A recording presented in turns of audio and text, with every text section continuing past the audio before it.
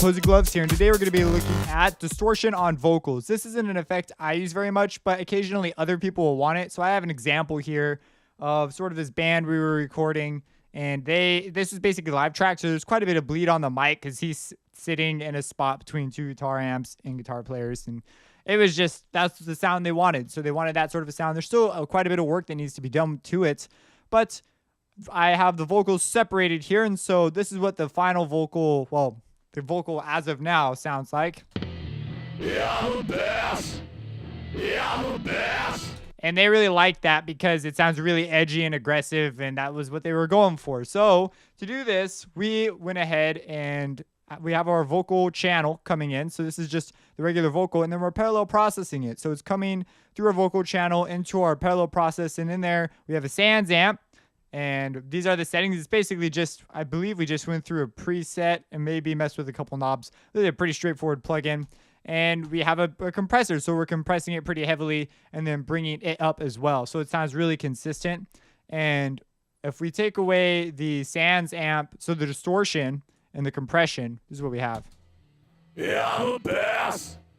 Yeah, I'm the best. It sounds cleaner and stuff, but it's not nearly as edgy or aggressive. So they really wanted this. Yeah, I'm the best. Yeah, I'm the best. You notice it also brings up the bleed and does some stuff to that, but it didn't matter too much as we kept moving. We could also try some more extreme gating and stuff, but that's pretty much what we settled on. So that's something you can get out of it. So again, here's without distortion. Yeah, I'm the best. Here it is with. Yeah, I'm the best. Yeah, I'm the best. So it's just a subtle thing, but it makes it come out, and that's what they wanted. So that's that. You can go through, and I showed you all the things that I like to do. Yeah, distortion is going to do exactly what you think it's going to do. It's going to sound sort of like that. Now, this is an amp sim. If we use something like a wave shaper, it would sound slightly different, but you can get all sorts.